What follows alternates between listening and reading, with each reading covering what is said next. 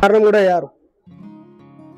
ఆ ఎలక్షన్లలో నోమాన్ భాయ్ గారు గెలవడం, ఆయనను ఎన్ని రకాలుగా ఇబ్బంది పెట్టాలో, ఆయన కుటుంబాన్ని ఎన్ని రకాలుగా ఇబ్బందులు పెట్టాలో అవల్ల రాష్ట్ర ప్రజలు, మన నంద్యాల ప్రజలు అందరూ చూసిందే.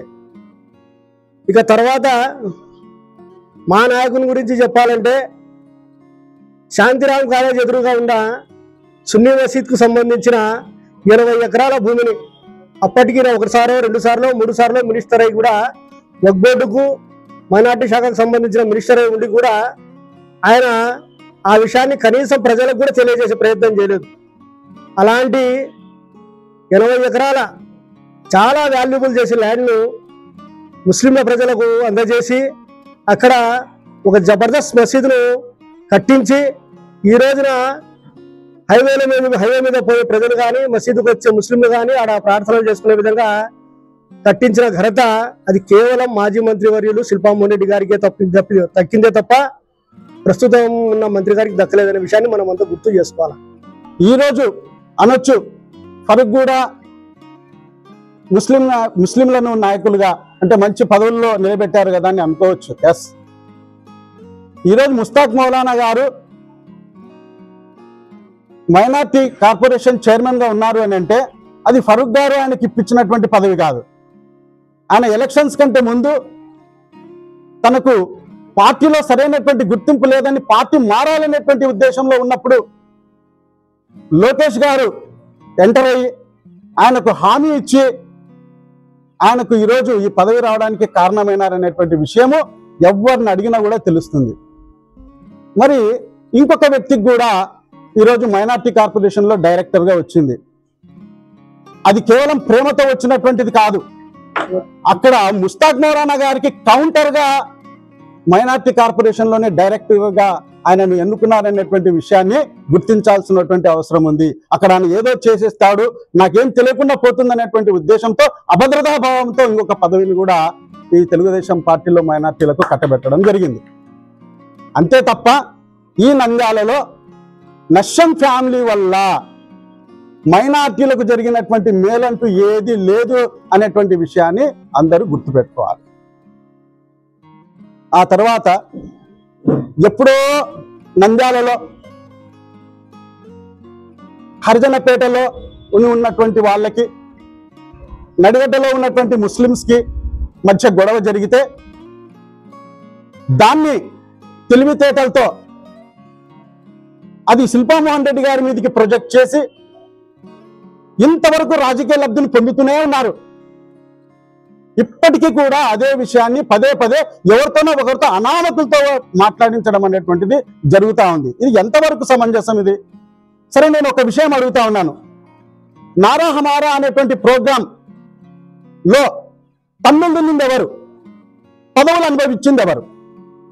ఆ రోజు నంద్యాల నుంచి వెళ్ళినటువంటి 9 మంది ముస్లింలు, అయ్యా మీరు కనీసం మైనార్టీ శాఖకు కూడా మైనార్టీని మీరు ఎన్నుకోలేనటువంటి పరిస్థితిలో ఉన్నారు, మీరు మా మైనార్టీలకు మీరు ఏం న్యాయం చేస్తారు అని చెప్పేసి ఆ 9 మంది యువకులు అడిగితే వాళ్ళ మీద దేశద్రోహం కేసులు పెట్టి వాళ్ళను 2 రోజులు హింసించి చావగొట్టి అంత ఇబ్బందులు పాలు చేశారే, మరి వాళ్ళు ముస్లింలు కాదా?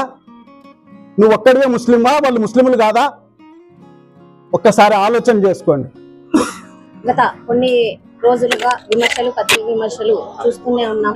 కాకపోతే మైనార్టీలకు ఏం చేస్తే మంచి జరుగుతుంది అని మీద చర్చ జరిగితే బాగుంటుందనేది నా ఉద్దేశం.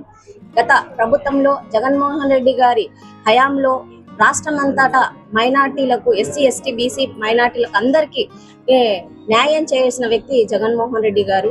ఈరోజు మేమందరం మైనార్టీస్ అందరూ ఈరోజు అధికారం అనుభవిస్తున్నామంటే అది జగన్మోహన్ రెడ్డి గారు, లోకల్ గా శిల్పా ఫ్యామిలీ వల్లే అని గర్వంగా చెప్పగలుగుతున్నాము. అలాగే ఏదైతే ఉందో మనము వ్యక్తిగత విమర్శలు కాకుండా రాజకీయాన్ని రాజకీయంగా చూడాలనేదే మా వర్షను. ఎందుకనంటే వ్యక్తిగతాల గురించి ఇక్కడ మాట్లాడుకోవాల్సిన అవసరమే లేదు. మనం ఏదైనా సరే మైనార్టీల గురించి, మైనార్టీ పదవులు అనుభవిస్తున్నాం కాబట్టి మనం మైనార్టీలకు ఏం చేస్తే బాగుంటుంది అనేది మీద చర్చ జరుపుకోవాలి. వీలైతే మనకు మైనార్టీలకు సహాయ సహకారం అందించే విధంగా కృషి చేయాలని ఈ సందర్భంగా తెలియజేసుకుంటున్నాము. ఏదైతే కూటమి ప్రభుత్వం వచ్చిన తర్వాత మైనార్టీలకు ఇది చేస్తాం అది చేస్తామని చెప్పి ప్రభుత్వం ఏర్పడిన తర్వాత ఎంతో మంది ఆడపిల్లలు ఎదురు చూస్తున్నారు దుల్హన్ స్కీమ్ కోసం. అది ఎప్పుడు తెస్తారో అని చెప్పాల్సిన బాధ్యత ఈరోజు కూటమి ప్రభుత్వానికి ఉంది. అలాగే ఎంతో మంది ఇప్పుడు మౌజన్ మౌలానాల గురించి మేము ధర్నా చేయడం జరిగింది. మొన్న అమౌంట్ రిలీజ్ చేస్తామని ధర్నా చేసిన తర్వాత అమౌంట్ రిలీజ్ చేస్తామని చెప్పడం జరిగింది. దాన్ని మేము స్వాగతిస్తున్నాం. కానీ ఇంకా మళ్ళీ వచ్చే సంవత్సరానికి ఎప్పుడు వాళ్ళకి జీతాలు అందిస్తారనే దానికి ప్రశ్నాంతంగా ఉంది. మళ్ళీ ధర్నా చేయాల్సిన అవసరం ఉందేమో.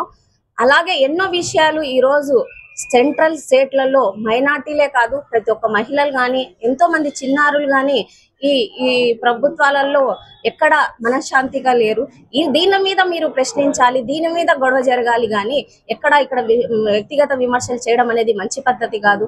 అందుకే ఎప్పుడు మైనార్టీస్ వెనుకబడుతున్నారంటే ముఖ్య కారణం ఇక్కడనే ఉంది అని చెప్పి మనము ఆలోచించుకోవాల్సిన అవసరం ఉంది. ఎందుకనంటే పదవులు ఎవరు కాళ్ళు పట్టుకుంటూనే వస్తాయనేది కాదు. మనలో ఉన్న రాజకీయ అనుభవం కానివ్వండి, వాళ్ళు చేస్తారనే నమ్మకంతో ఈరోజు ఎవరైనా ఈ పదవులు వస్తాయి అని చెప్పి చెప్పుకోవడానికి గర్వపడుతున్నాము. ఏదైనా సరే ఇలాంటి వ్యక్తిగత విమర్శలు దయచేసి ఎవరు చేయకూడదనేసి గట్టిగా వాళ్ళకు హెచ్చరిస్తూ, అలాగే ఇప్పుడు రాబోయే కాలంలో ఏమేమి చేస్తామనేది దాన్ని మీరు చెప్పాలే గాని ఇలాంటి విమర్శలు చేయడం అనేది మంచి పద్ధతి కాదు. అలాగే నాకు ఈ నంద్యాల చరిత్రలో ఏదైతే మున్సిపల్ చరిత్రలో మైనార్టీ మహిళకి ఇచ్చారో దాని అనుగుణంగా నేను గర్వంతో చెప్తున్నాను. ఈరోజు మైనార్టీ మహిళ అయినా సరే నంద్యాలలో ఎన్నో అభివృద్ధి కార్యాలయాల్లో నేను పాల్గొన్నానని చెప్పుకోవడానికి ఎంతో సంతోషంగా ఉంది. ఈరోజు ఓట్లలో చూస్తూ ఎన్నో వీధులలో ఈరోజు మీరు వెళ్ళి చూడండి. మేము ముస్లిం మున్సిపాలిటీ తరఫున ఎన్నో అభివృద్ధి కార్యాలు ఈ రోజుకి చేయడం జరుగుతుంది. కానీ మున్సిపల్ చైర్పర్సన్ ఏం చేశారు, ఎమ్మెల్సీగా ఏం చేశారు అని అంటే మీరు ఏం చేస్తారు అనేది చెప్పండి అని ఈ సందర్భంగా తెలియజేసుకుంటున్నాను. అలాగే ఎప్పుడైనా సరే విమర్శకి ప్రతి విమర్శనే ఇది కాదు. మీరు దయచేసి ఏదైనా సరే మైనార్టీ అభివృద్ధికి కృషి చేయాల్సిందిగా ఈ సందర్భంగా తెలియజేసుకుంటే పర్సనల్ గా వెళ్తే మంచిగా ఉండదని చెప్పి హెచ్చరించడం జరుగుతుంది.